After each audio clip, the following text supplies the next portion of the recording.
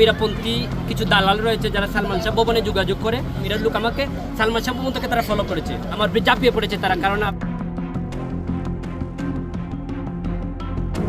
সালমান শাহ হত্যা মামলার বিচারের দাবিতে আন্দোলন করায় এবার সালমান ভক্তকে হত্যার চেষ্টা চালানো হয়েছে বলেই অভিযোগ তুলেছেন এক যুবক। তিনি বলছেন, সালমান শাহ বিচারের দাবিতে তিনি বহুবার স্লোগান তুলেছেন, কিন্তু এবার যখন মামলাটি হত্যা মামলার অন্তর্ভুক্ত হয়েছে তখন আন্দোলনের ডাক দিতে তার উপরে ঝাঁপিয়ে পড়ে সামিরার বেশ কয়েকজন লোকজন। সালমান তোর কি লাগে এই কথা বলে ঘাড়ে আঘাত করে এবং সে আঘাতের চিহ্ন দেখিয়েছে সে। তিনি বলেন তার অপরাধ সে কেন সালমানের বিচারের দাবিতে আন্দোলনের ডাক তোলে। এমন ঘটনা এই প্রথমবারই শোনা যায়নি।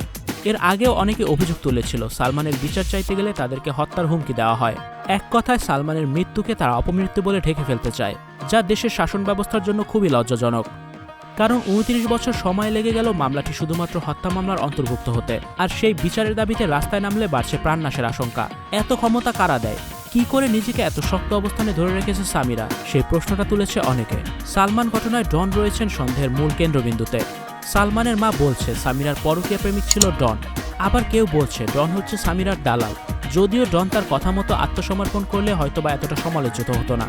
ঘরবাড়ি ফেলে রেখে সামিরাকে নিয়ে তিনি যে কোথায় উড়াল দিয়েছেন সেই খোঁজেই এখন সালমান ভক্তবৃন্দরা।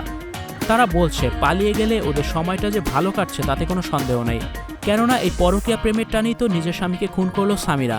তবে সময়ের সঙ্গে বেড়েই চলেছে আন্দোলনের তীব্রতা। কোর্ট কাছারি, আদালত প্রাঙ্গণ হতে সড়ক পথেও বিচারের দাবি নিয়ে রাস্তায় নেমেছে ভক্তবৃন্দরা।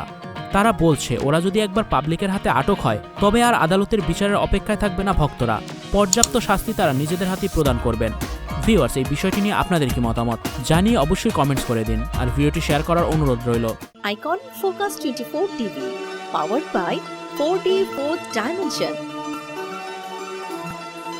আমাদের চ্যানেলটি সাবস্ক্রাইব করে আমাদের সাথে থাকুন।